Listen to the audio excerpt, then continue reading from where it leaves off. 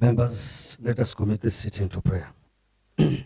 Almighty God, who in your wisdom and goodness have appointed the offices of leaders and county assemblies for the welfare of society and the just government of the people, we beseech you to behold with your abundant favor as your servants, whom you have been pleased to call to the performance of important trusts in this republic. Let your blessings descend upon us here assembled, and grant that we treat and consider all matters that shall come under our deliberation in so just and faithful a manner as to promote your honor and glory, and to advance the peace, prosperity, and welfare of our country, and of those whose interests have been committed to our charge. Amen.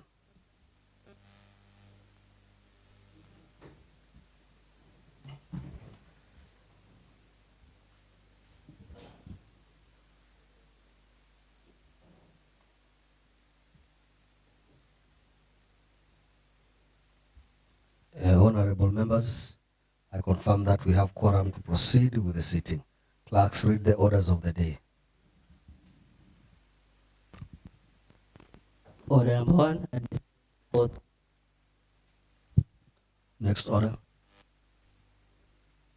Number 2, communication from the chair.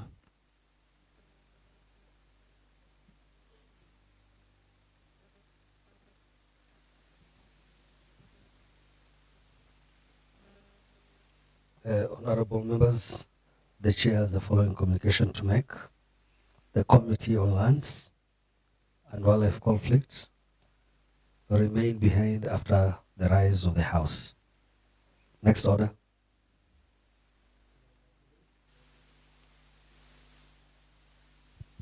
Next order. Number 4.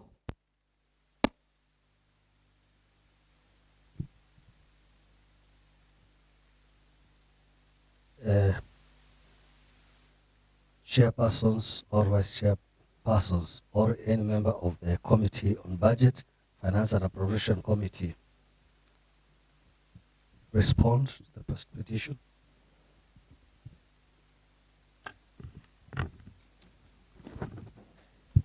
Mheshimiwa Mzura.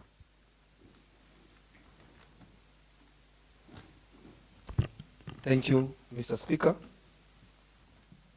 I rise here to table a report on the response of the petition by the contractors and suppliers to the County Assembly of 𝐓𝐾𝐈𝐓𝐀 Veta on delayed payment of pending bills. Mr. Speaker, the report is very detailed, and in interest of time, and considering that the document will be public and it will be given to each member of this House and the petitioners, allow me to just read part of this document, maybe the most important areas, before I table it. Mr. Speaker, the right of Kenyan citizen to petition public authority and Parliament is a right conferred by the Constitution of Kenya 2010 and Article 37 and Article 119 of the Constitution. The right to petition is an essential citizen participatory tool that allows for direct intervention by Parliament on issues relating to the promotion and protection of the rights of the citizen.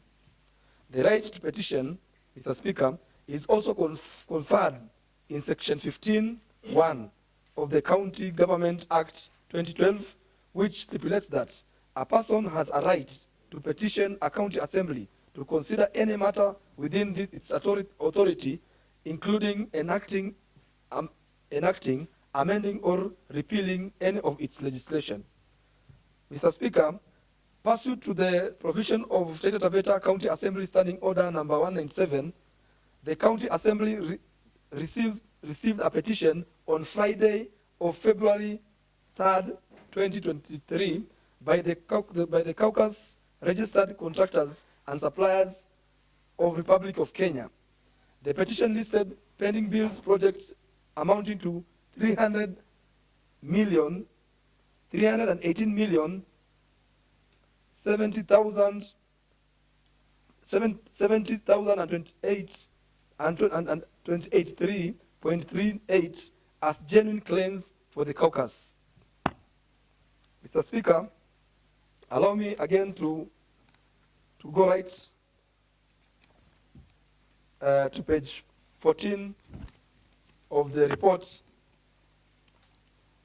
just to read for the benefit of the House what the committee found. So we are reading the committee findings. Resulting from the discussion with the petitioners, scrutiny of the petition, and the analysis of pending bills review verification committee report, the following was established. 1.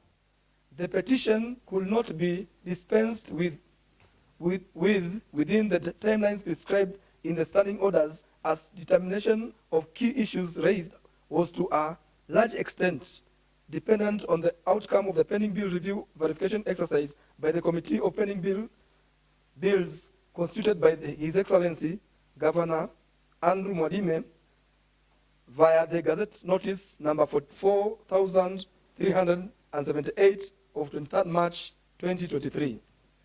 Whereas petitioners listed pending bills projects amounting to 318,70,283.38, the committee established that the pending bills amounting to the Kenya shillings 205,306,706 corresponds with the verification pending bill review and verification committee report as shown in the Annexure 1. Whereas petitioners, that's number 3, whereas the petitioners listed pending bills projects amounting to 318,70,283.38, the committee established that some of the projects and had different amounts as compared to the amount captured in the verification and the verified pending bills review and verification committee report as shown in Annexure 2.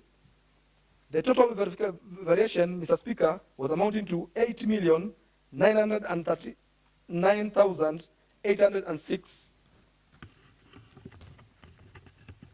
Finding number 4, Mr. Speaker, whereas petitioners listed pending bills projects amounting to 318,70,283.38, the committee established that some of the projects listed here were missing from the verification pending bills review and verification committee report as shown in Annexure 3.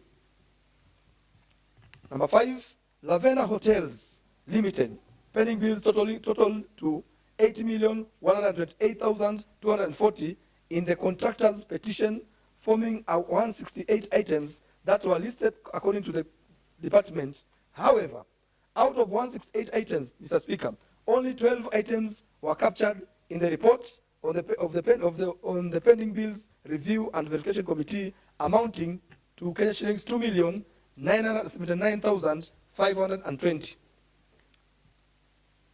The finding number 6, second last, Homeboys Auto Garage pending bills total to Kenya shillings 8,632,929 in the contractor's petition, forming 239 items that were listed according to the contractor's according to the contractor's petition, 239 items that were listed according to the department.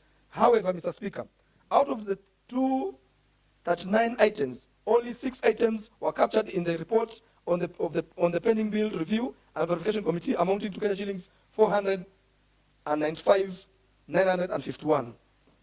The last finding, Mr. Speaker, is on JD General Contractors Limited pending bills, total to Kenya shillings 56,932,233.66 in the contractor's petition, forming 74 items that were listed according to the department. However, Mr. Speaker, out of the 74 items, only 18 items were captured in the report on the pending bills review and verification committee, amounting to Kenya shillings 25,954,719. Mr. Speaker, allow me again to move on and read on the committee's recommendations, because these are the most important things, Mr. Speaker. Based on the foregoing findings, the committee makes the following recommendations with respect to each prayer.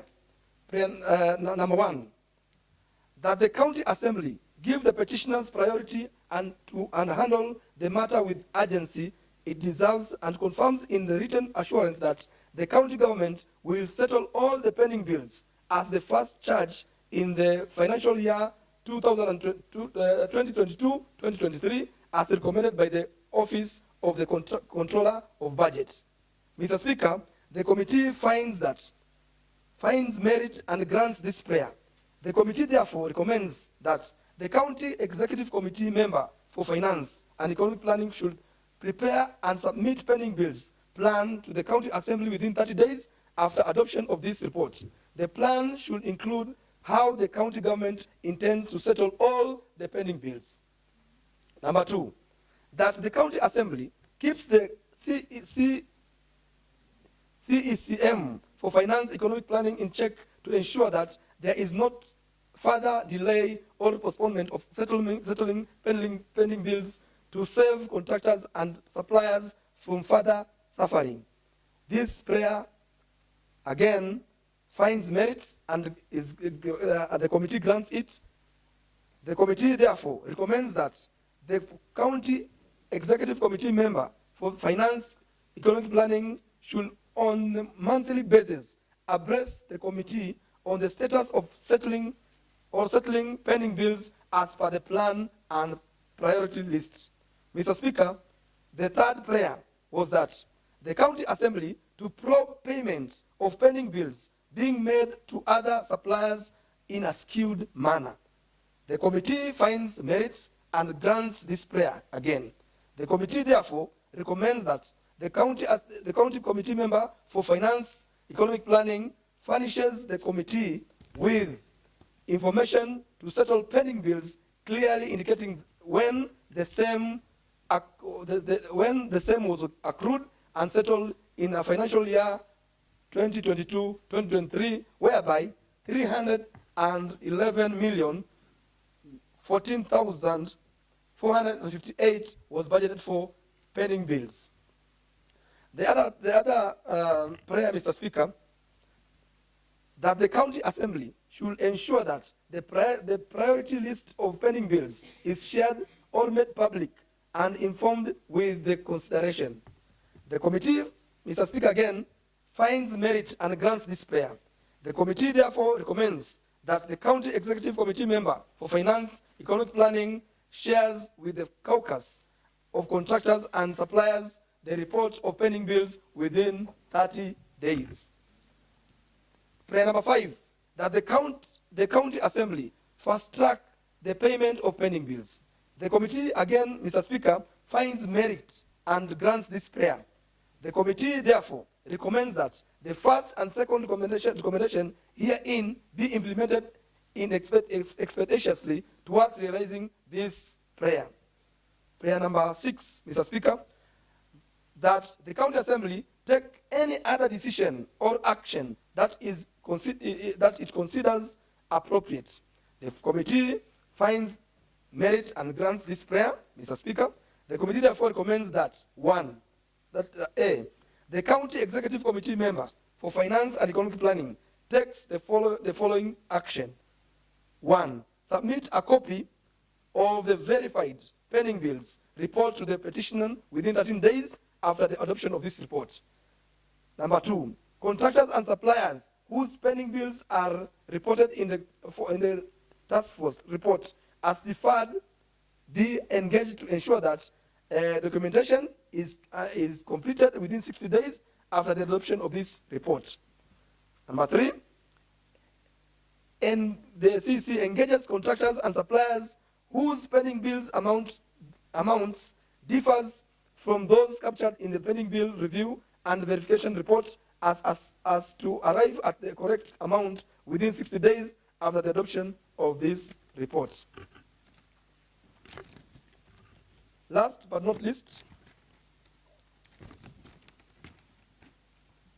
Mr. Speaker, the other recommendation is that the CCM engages contractors whose pending bills, works, and services are missing in the pending bill review and verification reports, and those captured in the as late submission, so as to verify and the documentation and arrive to correct amounts of total pending bills within 60 days after the adoption of this report.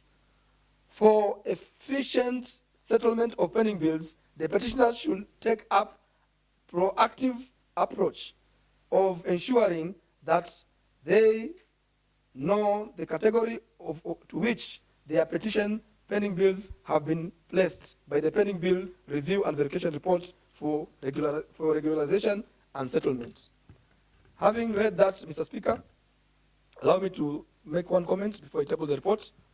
That, Mr. Speaker, the issue of pending bills in this county has been a thorny issue. It is a thorn on the flesh of all the contractors outside there and business people. And therefore, by this committee coming up with such a report, if the recommendations are taken serious and they're dealt with forthrightly, I'm very sure the thing of pending bills will be a thing of the past. I beg to submit the report. Thank you, Mr. Speaker.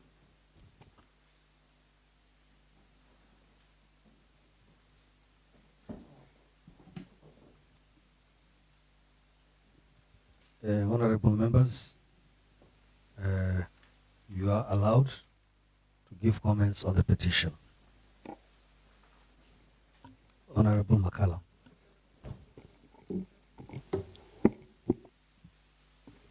Thank you, Mr. Speaker. I rise to make some comment on the report laid by the airborne member who has just given us a very detailed report, Mr. Speaker, about the pending bill, which is an elephant in the room, Mr. Speaker. But my concern is the prayer number 1 that he granted. I didn't get it clearly, Mr. Speaker. I heard he spoke about each financial year, all the pending bills should be paid. And this House, Mr. Speaker, passed a budget, which was capping the pending bill. I don't know when he meant, Mr. Speaker, all pending bills should be paid. I really didn't understand this financial year, and he's committing that they should be paid this financial year. So I don't know whether when they are making such kind of, they are granting those prayers, Mr. Speaker, or they taking into consideration the budget that we just passed and the time frame that we just did, Mr. Speaker. Unless I didn't get it clearly, but according to that, Mr. Speaker, what he said is like they should be paid, Mr. Speaker, this financial year. That is one. And I think they are saying all pending bills. I do believe it's not only be about the all pending bill, but verified, Mr. Speaker, because I know there are pending bills that are questionable. So when we grant it here that they should all be paid, Mr. Speaker, and you know, this is how that passes laws and might become a law that they should all be paid. I think it should have been very clear and categorical that only verified, Mr. Speaker, pending bill should be paid. And depending on the availability of resources, Mr. Speaker, it is the prudency of the CEC Finance, guided by the same House and the same committee, Mr. Speaker, to see which one are supposed to be given priority depending on the availability of funds, Mr. Speaker. But according to the report, I largely agree with most of the comments, Mr. Speaker, and I support the report. Thank you. Mheshimiwa Kimuyo. Asante Mheshimiwa Spika. Wacha nipongeze kitengo hicho kinachoongozwa na Mheshimiwa Mamidi juu ya hiyo ripoti ya inahusiana na wale makandarasi ambao wanatudai. Mheshimiwa Spika, swala la pesa zile dhamana na pesa zinazodaiwa katika kaunti hii ama katika jimbo letu la Taita Taveta ni jambo ambalo limekuwa na kilio kikubwa kwa watu ambao wanaodai pesa zao kwa muda mrefu. Nafikiria sehemu ile ya madai ambayo yamekuwa ningetarajia pia katika hii ripoti kwamba tungepewa hata na wanaodai. Kwa sababu Mheshimiwa Spika, tuko na wakati mgumu sana na wakandarasi ambao walifanya kazi zao tangu kitambo. Na ni kilio kikubwa kukuta kwamba mtu amefanya kazi, amekopa mikopo ili kufanya kazi na kufikia saa hii hajalipwa ikiwa imechukua zaidi ya miaka 10. Mheshimiwa Spika, mimi nikiunga mkono ripoti hii, na kuomba ule utekelezaji kwamba tuliweza kupitisha bajeti iliyopita na kwamba tunatarajia serikali itaenda kufanya maamuzi ya kuona wamelipa hawa wakandarasi. Tuko kila siku tunapigiwa simu kuulizwa juu ya watu wanaodai. Ninaomba utekelezaji, licha tu ripoti zinaletwa hapa, bali ule utekelezaji, na naomba kile kitengo katika bunge kinahusiana na mambo ya utekelezaji kifuatilie utekelezaji wa kulipa haya madeni. Hatuhitaji kuendelea kudaiwa kila wakati. Watu wanalia wakidai pesa yao, ni vizuri walipwe, Mheshimiwa Spika. Kwa hivyo mimi nasimama kukubaliana na ripoti hii na kuiunga mkono, lakini kusukuma kwamba ufuatiliaji na utekelezaji uchukuliwe kwa hali ya juu kabisa na utekelezaji ufanyike bila kubagua. Na Mheshimiwa Spika, mimi ninajua kabisa kwamba kuna watu wanaolipwa na kuna wengine walipwi. Mheshimiwa Spika, tunataka watu wote walipwe. Wale ambao walifanya kazi na kuna uidhinisho kwamba walifanya kazi nzuri waweze kulipwa pesa yao kuambatana na yale madai wanaodai. Kwa hivyo niko na hayo tu Mheshimiwa Spika, naunga mkono hiyo.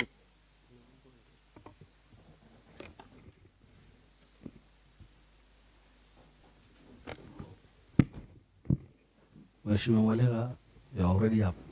Asante sana Mheshimiwa Spika. Nami nimeamka kuiunga ripoti hii mkono, na kwanza kabisa napenda kupongeza mwenyekiti wa komiti hii kwa ile kazi nzuri ambayo ameifanya. Mheshimiwa Spika, mimi kama MC wa Matati nimeona wakandarasi ambao wanatoka Matati, wengine mali zao saizi haziko, zimebebwa na wale ambao waliwapatia loan ya kufanya kandarasi hizo, na wengine hata ni mahututi, wengine ni wagonjwa, wengine pia washaaga. Kwa hivyo Mheshimiwa Spika, nimeamka ili kuiunga ripoti hii mkono, ili makandarasi kuanzia assembly ile ya kwanza, ya pili na hii ni ya tatu hawajalipwa. Kwa hivyo Mheshimiwa Spika, naiunga ripoti hii mkono. Na Mheshimiwa Spika, nilikuwa nasema kwamba komiti hii pia iangalie sana kwa makini ya kwamba kuna watu ambao labda wanatakikana kulipwa, lakini ukweli ni kwamba kazi hazipo pale zimefanyika.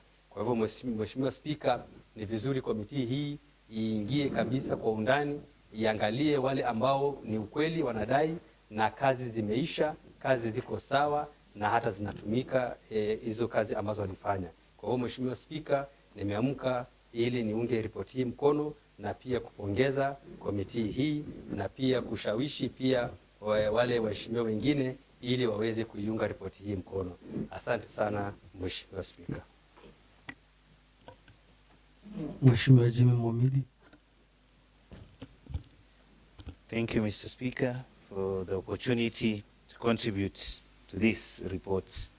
First and foremost, I want to thank the Committee for Budget and Appropriation for working tirelessly, burning the midnight candle to deliver this report. And this report is quite comprehensive. Mr. Speaker, there was a caucus of suppliers with pending bills who were not the total pending bills of the county, who petitioned the House. And during the committee, we deliberated on these issues. And there was also a report that was requested by the governor and put in the Kenya Gazette, and a special committee was set up to deliberate on the total pending bills over and above what the caucus had brought to us.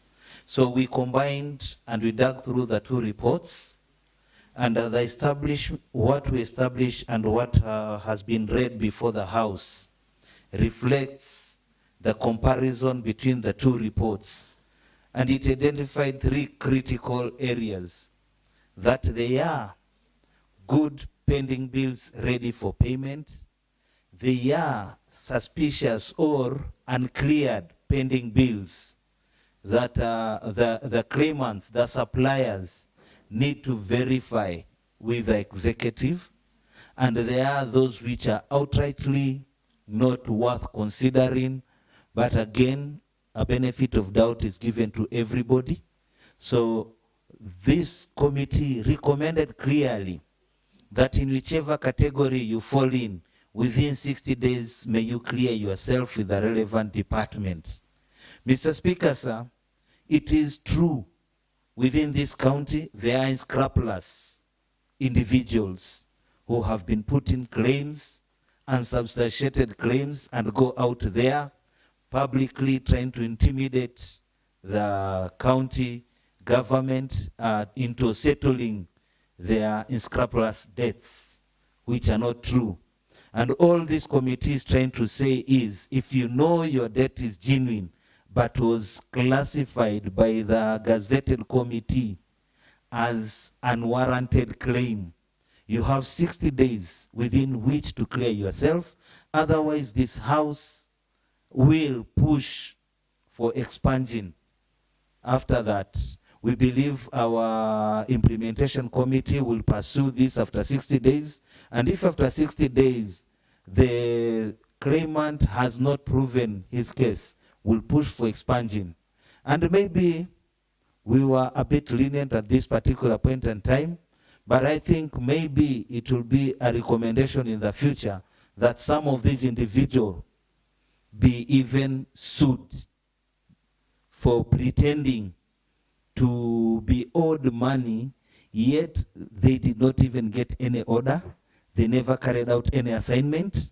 They do not have any documentation to show that you had a relationship, contractual or financial or whatever nature, with the county government, whether today or in the past. Mr. Speaker, sir, the committee for this particular time did not put such harsh recommendations, but as member of the County Assembly, I think is something that we'll be considering in the future, so that we deter people who just wake up from nowhere and what is called air supply. You just do air supply and you pretend that the county owes you some amount of money. Mr. Speaker, sir, also in this recommendation, I greatly applaud the committee for putting up recommendation that puts the county executive and the assembly like in constant communication. Like one of the recommendation is within 30 days, the assembly must be informed of the pending bills that will be paid. This will put the assembly in constant communication with the executive on what will be paid next and how the payments will be done, so that on behalf of the people we represent, we can monitor closely, and that's how serious this assembly is taking the matter of pending bill. No one will escape through the assembly dragnet. Mr. Speaker, sir, our role is to protect the county from paying falsified bills and also to protect our good suppliers from languishing in poverty, yet they did genuine work. With those few remarks, Mr. Speaker, sir, I stand to fully 100% support this report and look forward to the implementation of the same for the benefit of our county. Thank you, Mr. Speaker, sir.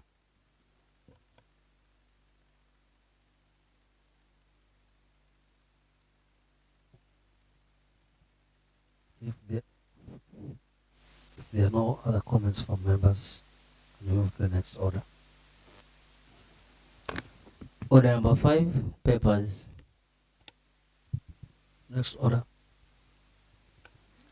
Order number 6, notices of motion. Next order. Order number 7, statements. Honorable Royce Numombi. Thank you, Mr. Speaker, sir, for giving me this chance to seek a statement on behalf of my voters in Sagala Ward. Statement on operations of Rahasi EPZ Center in Sagala Ward.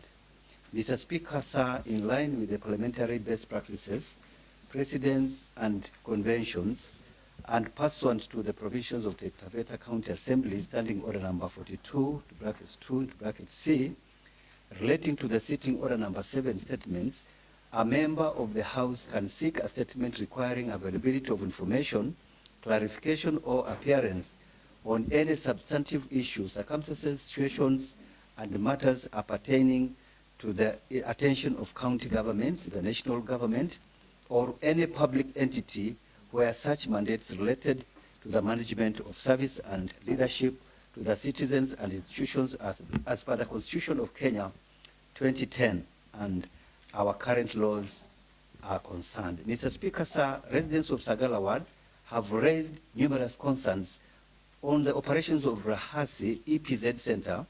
There are allegations of uncouth business operations dealings going on in that center rather than the normal operations of an EPZ center at the expense of both local residents and foreign visitors. Mr. Speaker, sir, I would like the chairperson of Committee Trade, Industry and Cooperative Development to furnish this House with the following information within 7 days. 1. When was Rahasi EPZ registered and when did it begin its operations in Sagala Ward? Copies of registration certificates should be submitted. Number 2, what kind of activities in Rahasi EPZ licensed to operate or undertake? 3rd, who are the directors of Rahasi EPZ? Number 4, and last, NSCSR projects being undertaken by the Rahasi EPZ to benefit the local. Thank you, Mr. Speaker, sir.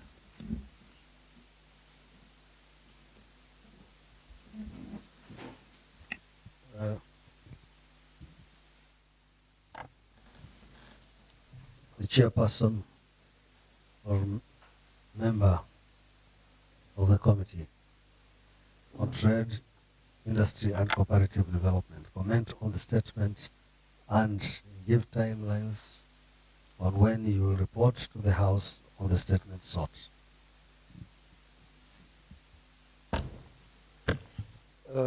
Thank you very much, Mr. Speaker. The member for Sagala has surprised me that we have been talking of having an EPZ in this county for so long, and we thought we were going to surprise people and have one. And I'm discovering is an EPZ called Ragas. I've never heard about it.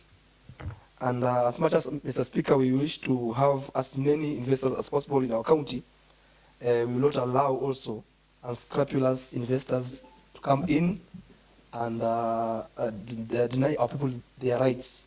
So it is in order, member for Sagala, that we investigate the particular EPZ. Of course, we are representative of the people, and if people complain, it's good we go there and verify if their complaints are genuine or not. So I want to member for Sagala to allow me and my committee maybe 14 days for this, considering that the House is very busy, and also we have a lot in the table or in the tray for trade department. We have markets to visit. We have not done it, and I'm very sure this one calls for us also visiting the place so that we can go and verify the allegations. So I am humbly requesting for the member to be patient with the committee and give us 14 days. We come back with a detailed report about this mystery Rahasi EPZ. Thank you, Mr. Speaker. Statement seeker, is the response sufficient? Thank you, Mr. Speaker, sir. The response is sufficient.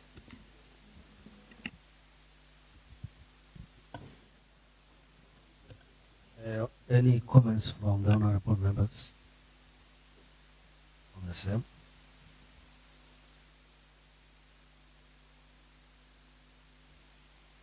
If there are none, can we move to the next statement?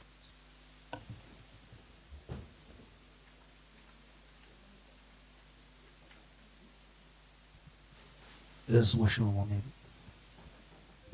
Thank you, Mr. Speaker. I wish to give a status report of a statement sought by Honorable Member Gerard Mwandao on the status of budget implementation. Mr. Speaker, sir, the Honorable Member asked several questions, and I will read a response as received from the executive. Question number 1 was, how much did the county receive from the exchequer for the financial year 2022-2023? The response was as follows. In view of the above, the CCM responded as follows. The total exchequer release for the financial year 2022-2023 was Kenya shilling 400,842,174,699. Question number 2, status of all projects budgeted for financial year 2022-2023. In view of the above, the CCM for Finance and Economic Planning submitted a list of projects implemented per department as attached lists. It's a whole long list and it is attached, but will be made available to the statement seeker, and the rest of the House is made available too. Question number 3, county accumulative pending bills financial year 2022-2023. In view of the above, the CCM for Finance and Economic Planning submitted the list of accumulative pending bills for financial year 2022-2023 as follows.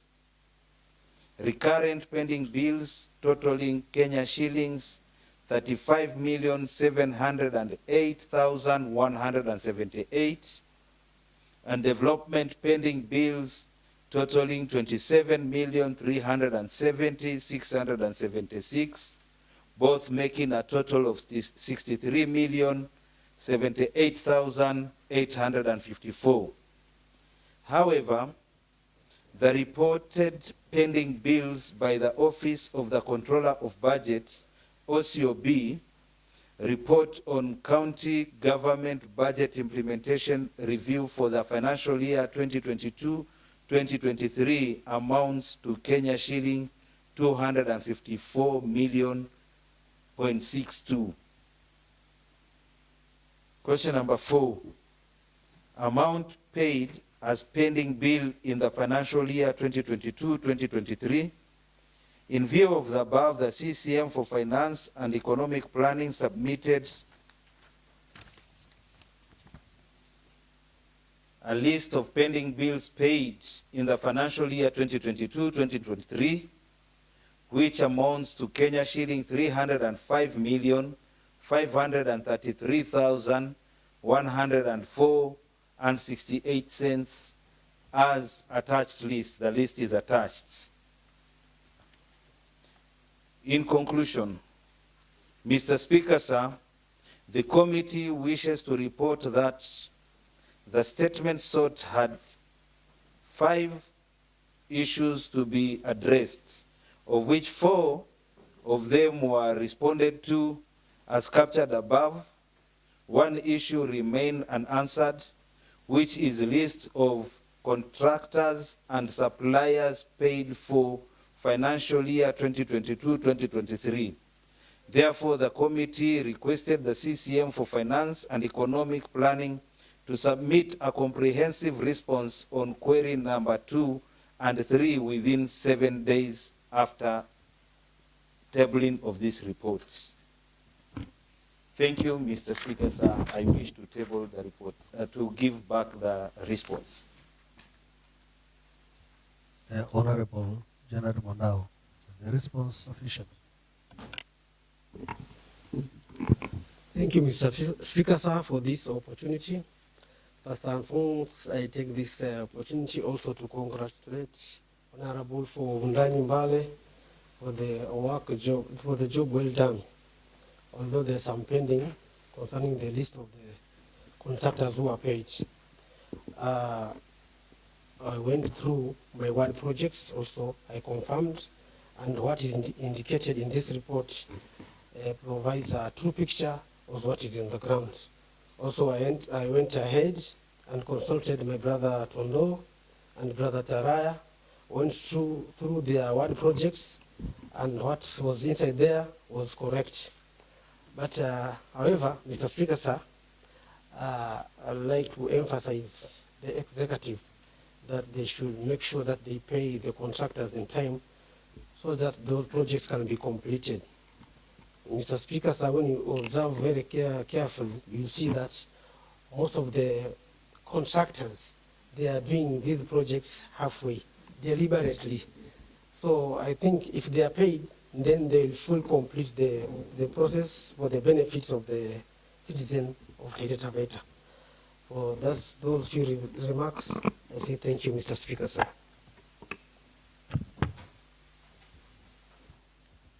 Honorable members, I want to give you this opportunity to respond, to give your response on this.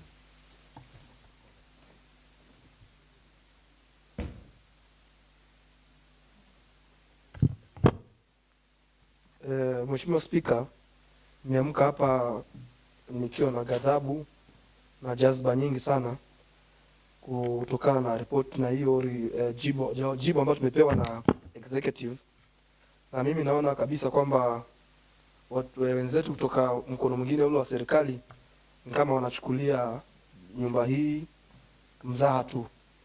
Na ikatele maswali yote ambayo ndugu yangu Mheshimiwa Mwandao aliuliza, ile swali mimi niliona likiwa la muhimu zaidi ni kuonyeshwa ile orodha ya wanakandarasi kwa majina ambao walilipwa hizi pesa shilingi milioni 200. Kwa nini nasema hivyo Mheshimiwa Spika? Kwa sababu kutokana na ile report nyingine tumesoma mara kwanza, tuligundua kwamba kuna njia ya kulipa wanakandarasi kulingana na uhusiano wa wao na wale ambao wanalipa, na wengine wanalipa marafiki zao. Ndipo sasa nashangaa kama mtu anaweza tupatia mahesabu yote ya kila kitu alafu ashinde kutuambia hii pesa nilipa so and so, then lazima kuna jambo fiche hapo, kuna jambo ambalo linafichwa.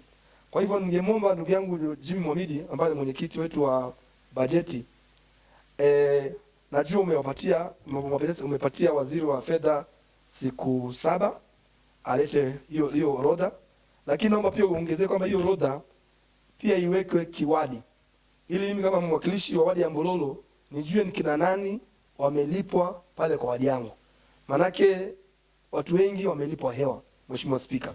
Watu wanalipwa hewa, tunajua kuna wanakandarasi ambao wanafanya kazi za kweli na kuna wanakandarasi ambao walifanya kazi wakati wa mwisho wa ule muhula mwingine, na wengine wao sasa ndio wanalipwa, na wale wanakandarasi ambao tunajua kabisa walifanya kazi pale Mbololo hawalipwi.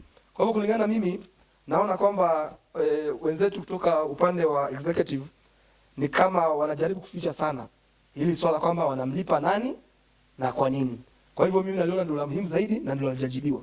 So according kulingana na mimi ni kwamba jawabu hili, maanake najua Mwandao wako anajiulizia yeye peke yake, alikuwa anaulizia nyumba nzima na sisi tunahusika kamili, hajatosheleza kabisa na yale ya muhimu ndio hajajibiwa.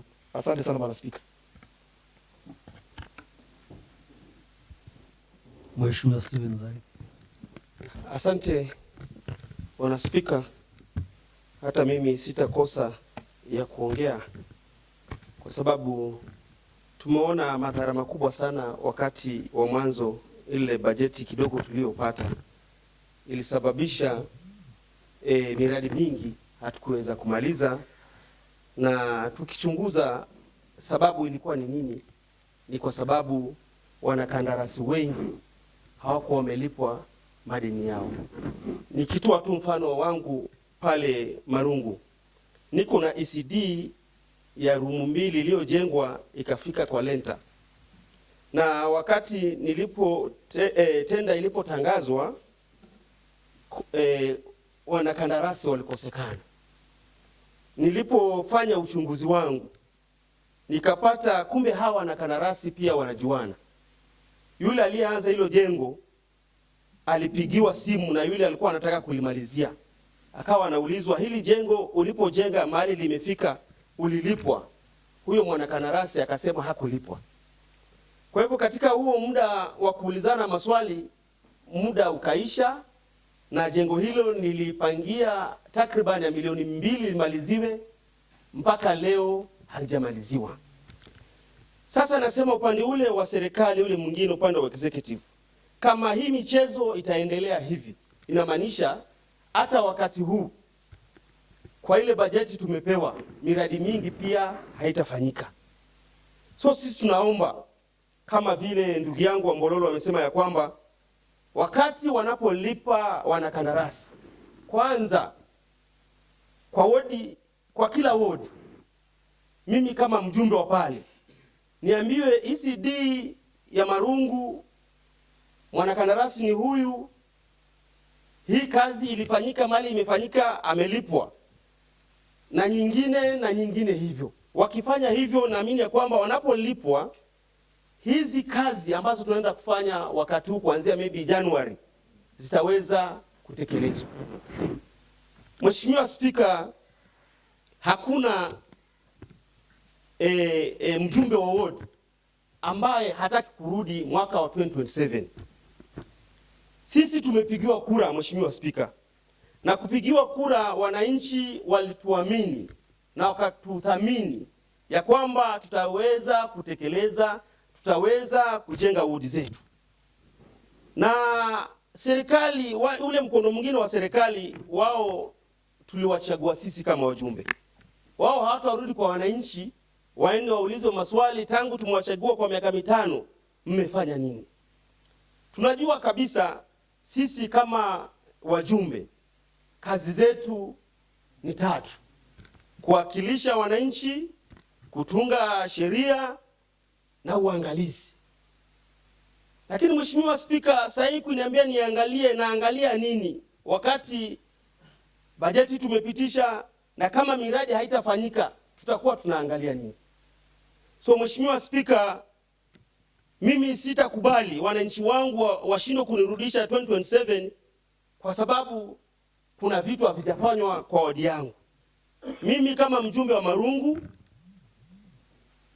kwa huu mwaka nimekaa hapa bungeni, naenda nikipata experience.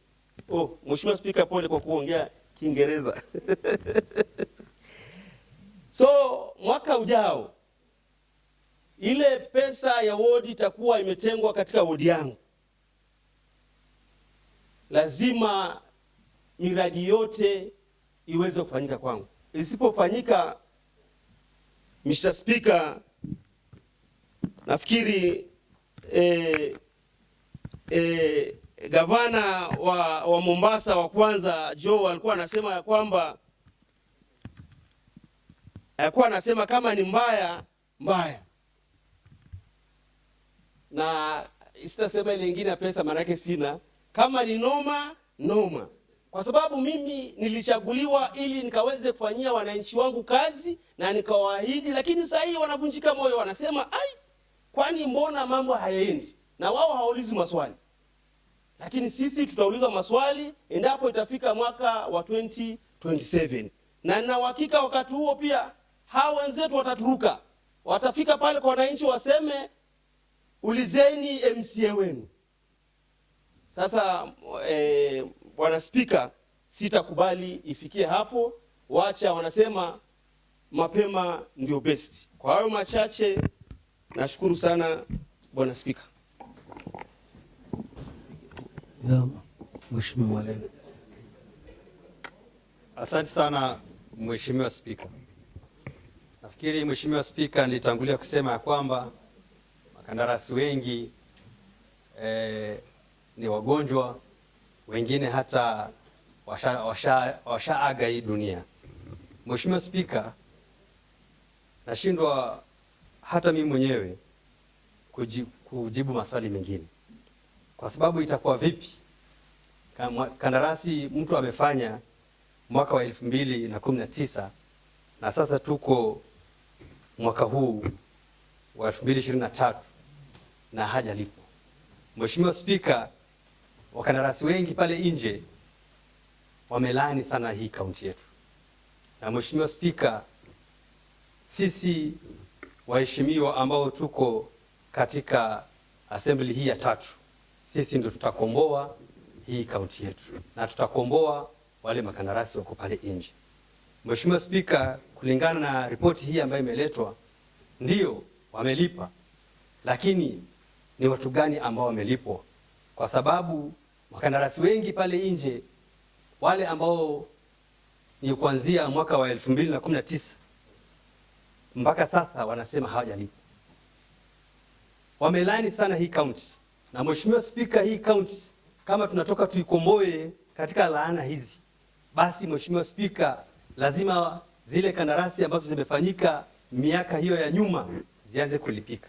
Na Mheshimiwa Spika, mimi naunga mkono Mheshimiwa wetu Mwamidi MC wa Gundani ya kwamba pesa zile ambazo zimelipwa makandarasi, basi tunataka tuone orodha ya wale ambao wamelipwa, ndio tujue ya kwamba ni kweli ni kandarasi ambazo zimefanyika, ni wale ambao wamefanya kazi na kazi zinaonekana, ama tunalipa hewa tu.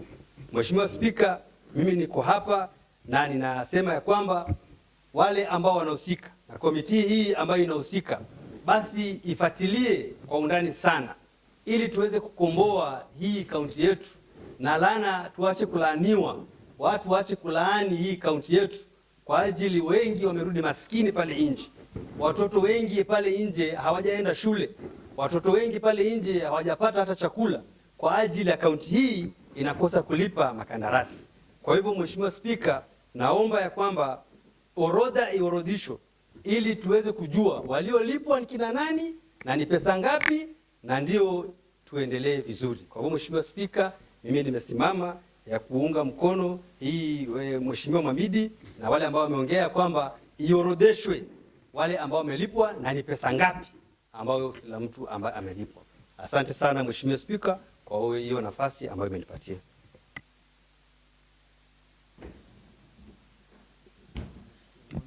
Asante Mheshimiwa Spika.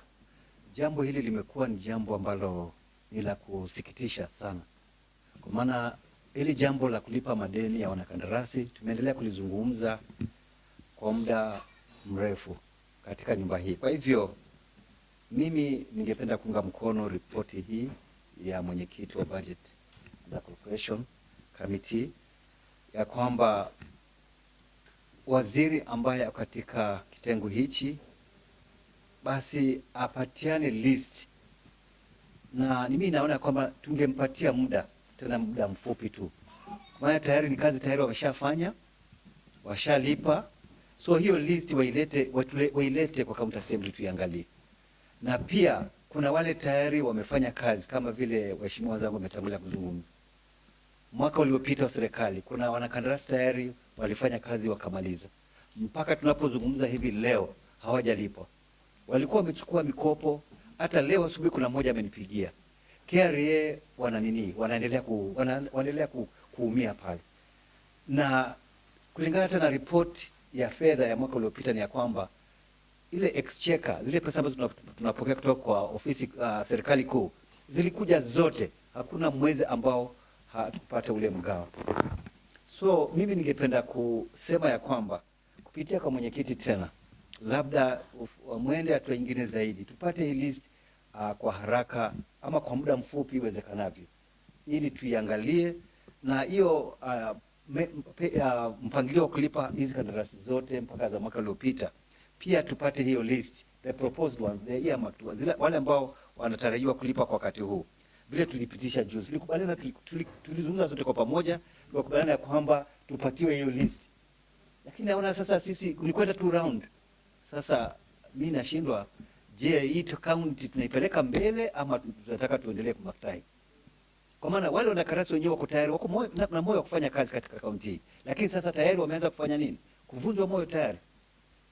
Sasa hii kaunti tutaenda namna gani? Tutaiendeleza namna gani kama hali ndio hii katika ofisi ya finance? Tunakubaliana mambo katika kikao, lakini vitendo ni tofauti. Hakuna kitu kinaendelea. Kwa hivyo ningeomba kamati mwenyekiti ambaye mmoja kazi hii ndugu yangu Mheshimiwa Mwamidi, basi tupate hii report hata ikiwezekana wiki ijayo, within 7 days tupate hiyo report kamilifu.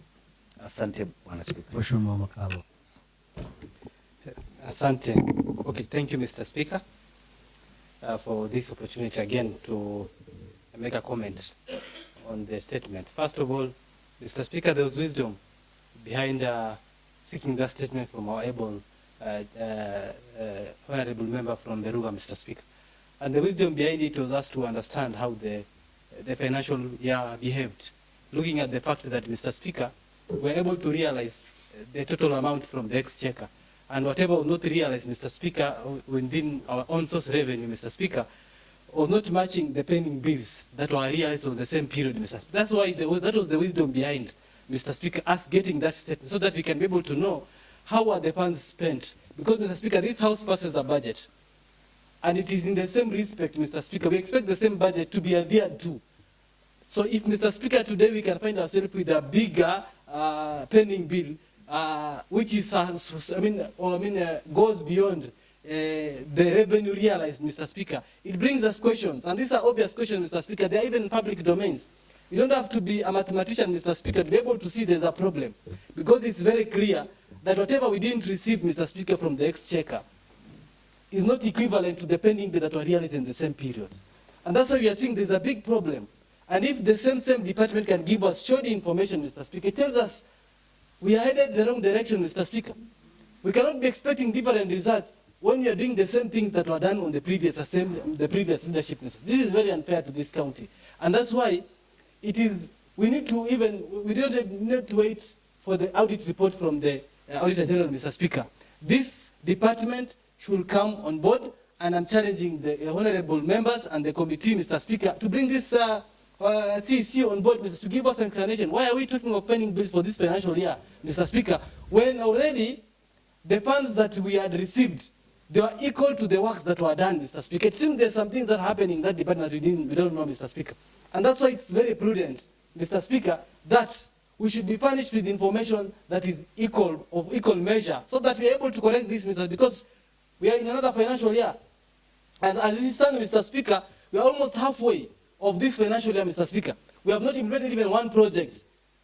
And I'm seeing the same scenario that is about to happen here, Mr. Speaker, whereby even the pending bills, instead of them reducing, they are growing day in and day out. Already we are about 5 months away from implementation, Mr. Speaker, and look where things are standing today.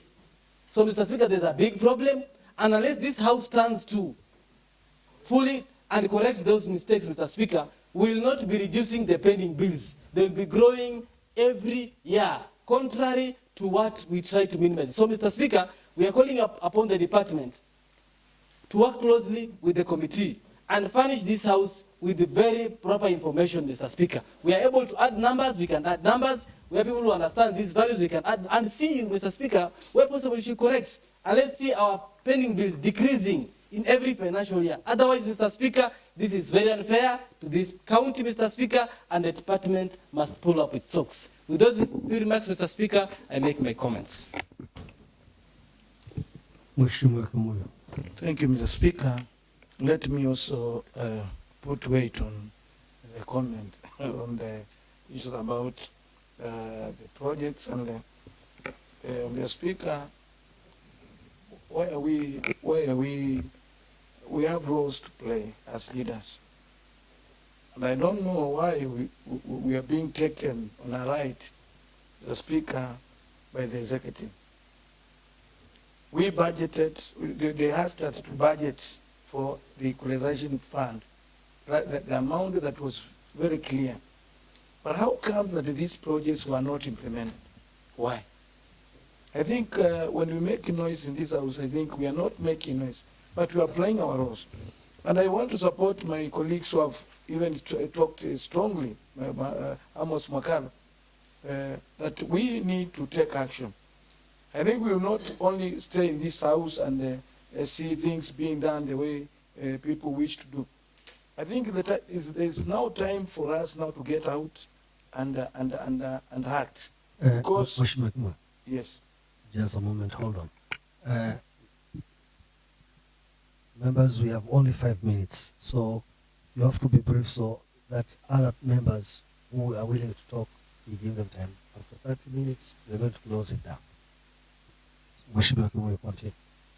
Mr. Speaker, I don't want to, I only want to say that I support that particular report, and that it is now time we show these people who we were made of. Mr. Speaker, we are serious about this matter, because now it is almost half the financial year. Nothing is happening on the ground. And the complaint and the allegation is that they are saying that they have not, I don't know, the 𝐓𝐀, I don't know what. And there is also another thing that they are giving, that things are not done on the ground because of some reasons that are not basic. And even I went ahead to ask the chair, budget, what is happening? Mr. Speaker, we are tired. The time has come for us now to get on toes and act, because we joke around. 2027 is coming, my dear colleagues. Thank you very much, Mr. Speaker. Mheshimiwa Anisa. Asante sana Bwana Spika, nitakomment kwa ufupi tu nikiangalia zile nukuu nimepewa. Bwana Spika, najiuliza kama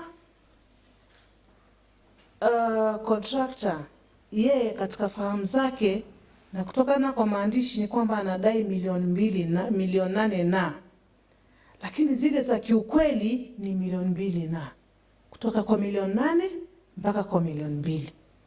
Mwingine anatoka kutoka milioni 8 inaenda 400,000 na.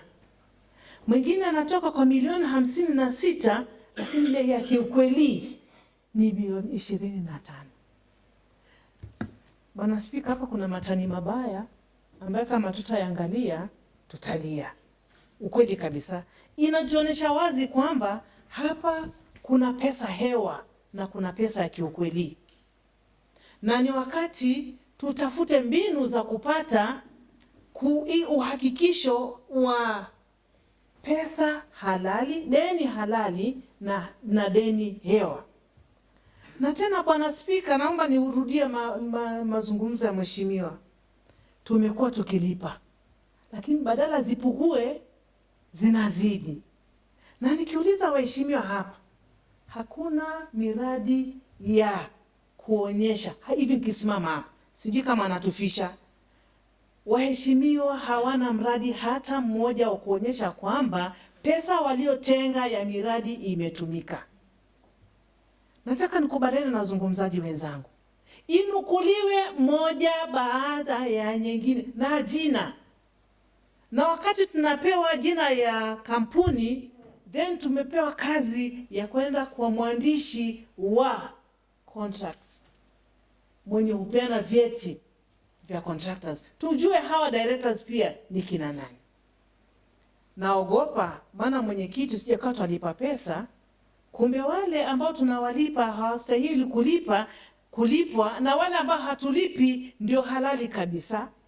Kwa hivyo bwana mwenyekiti, hii ripoti nimeiangalia, nilikuwa sitaki kuzungumza, lakini imebidi nizungumze kwa sababu naona huu ni mwiba tuko nao, unatudunga tu. Kwa hivyo ni vizuri tuchimbe zaidi, tusitosheke kwenye hii ripoti peke yake.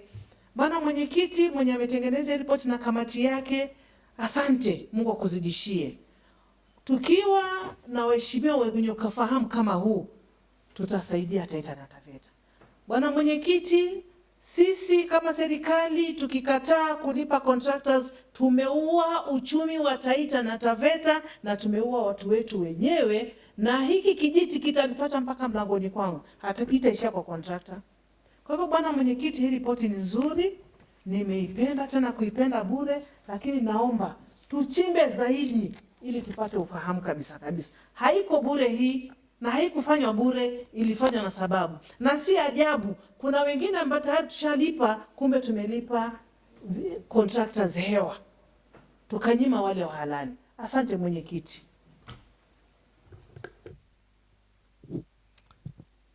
Mheshimiwa Dudu, naona kama hiyo microphone inakutatiza. Asante sana Mheshimiwa mwenyekiti. Nadhani yale nilikuwa nataka kuzungumza, sababu nimekaa tu na nafasi moja na ndugu yangu Mheshimiwa Makalo, ni kama ambaye ameiba akili yangu. Ameweza kuyazungumza vyema na ameanakili kwa uzuri sana. Ila tu mimi ningependa tu kuchukua fursa hii niseme, huwezi kuikomoa mbegu kwa kuipanda ardhini. Hili jambo ni lazima tulivalie njuga, sababu swala la wakandarasi ni swala sugu sana katika hii kaunti. Ni lazima tulibadilishe njuga na tuweze kulikwamua ili tuhakikishe maswala kama haya yameweza kuzingatiwa. Na la msingi zaidi ni vile Mheshimiwa Anisa amesema, kando na majina ambayo tutaletewa, ni lazima tujue wakurugenzi wa hizo kampuni ni kina nani, ili tuweze kujua wanaolipwa ni marafiki waheshimiwa ama na wakandarasi gushi ambao tumezoea kulipa siku zote katika kaunti ya Taita Taveta. Kwa hiyo machache, asante.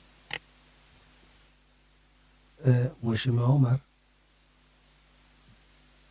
usimharibie mwenzako jina kwa kumsema anaiba akili za watu. Anatumia mbinu gani kuiba akili za watu? Asante sana Mheshimiwa Spika. Si kuiba. Ninadhani fahamu zetu zilikuwa zinaenda pamoja. Ninaomba unisamee, ni sababu watu wenyewe wanasema ndege wenye mabawa ya kufanana huruka pamoja. Asante sana. Sasa kwa sababu wengine wanaotutazama wanaweza fikiria kwamba mheshimiwa waanze kumwogopa. Okay. Kama hamna yeyote ambaye anataka kuongezea, nafikiri nitaenda kwa agenda nyingine. Next order. Order number 8, motions and bills. Honorable members, there being no other business, the House stands adjourned until Wednesday, 13th December 2023 at 9:30 a.m.